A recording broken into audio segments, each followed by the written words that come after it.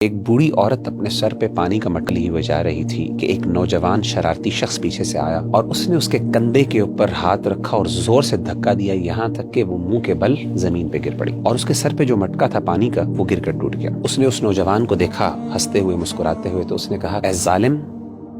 عنقریب تجھے اس کا پتہ چلے گا۔ جب قیامت کے روز اللہ تعالیٰ انصاف کی کرسی کو قائم کرے گا، تجھے پتہ چل جائے گا تیرا اور میرا معاملہ اللہ کے سامنے کیا ہے۔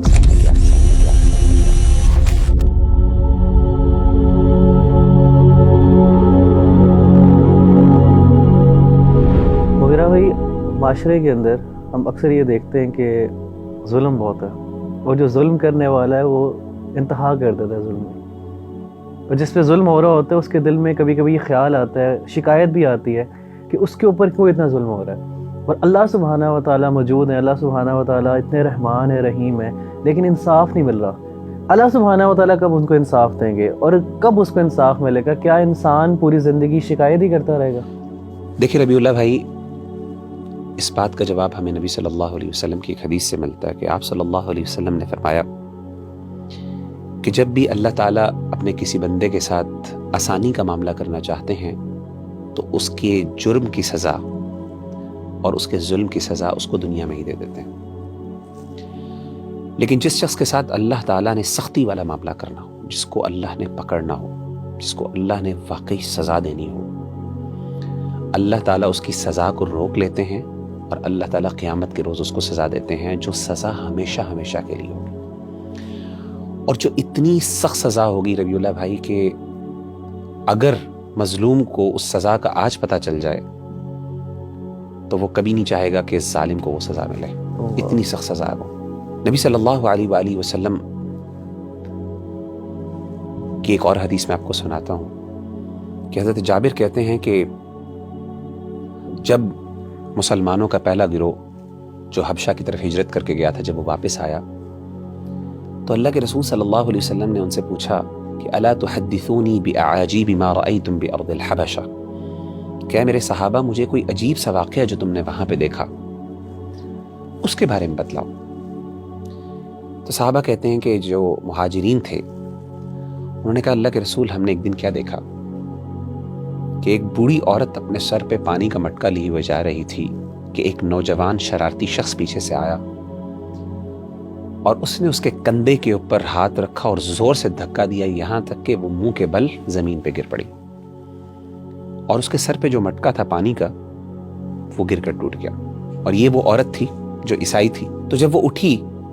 اس نے اس نوجوان کو دیکھا ہنستے ہوئے مسکراتے ہوئے، تو اس نے کہا کہ سوف تعلم یا خضر، اے ظالم،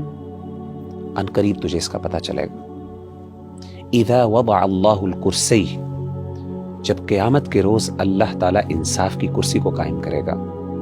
سوف تعلم کیف امری وامرک عنده، تجھے پتہ چل جائے گا تیرا اور میرا معاملہ اللہ کے سامنے کیا ہے، یعنی اس دن میرا رب تجھے اس کی سزا دے گا۔ اور آپ صلی اللہ علیہ وسلم نے جب یہ سنا، حالانکہ وہ عیسائی عورت تھی، آپ نے فرمایا صدقت صدقت صدقت، اے میرے صحابہ، اس نے سچ کہا، اس نے سچ کہا، اس نے سچ کہا۔ اور کبھی بھی اللہ تعالیٰ قیامت کا دن ختم نہیں کریں گے حساب و کتاب کا جب تک ظالم سے مظلوم کو انصاف نہ مل جائے۔ تو میں اپنے بھائیوں اور بہنوں کو یہ کہتا ہوں، عام طور پہ، خاص طور پہ جن پہ بہت زیادہ ظلم ہو رہا ہے، کہ یہ مت سمجھیے گا کہ اللہ تعالیٰ آپ کی تکلیفوں سے غافل ہے، اس کو یہ نہیں پتا، یہ کبھی نہ سمجھیے گا۔ اللہ کر فرماتے ہیں وَلَا تَحْسَبَنَّ اللَّهَ غَافِلًا عَمَّا يَعْمَلُ الظَّالِمُونَ، کبھی تم یہ گمان نہ کرنا کہ اللہ غافل ہے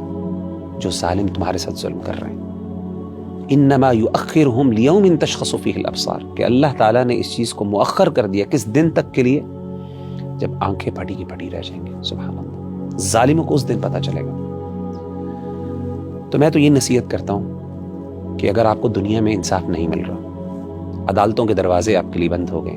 انصاف دینے والے اپنا منہ پھیر چکے ہیں، تو اپنا کیس اللہ تعالیٰ کی عدالت میں دائر کروا دیجیے۔ وہاں پہ انصاف کرنے والا اللہ ہے، اور وہاں کے گواہ جو ہیں وہ فرشتے ہیں۔ وہ جو انصاف ہوگا پھر انسان کا دل خوش ہو جائے گا، اور مظلوم راضی ہو جائے گا، اور ظالم ختم ہو جائے گا۔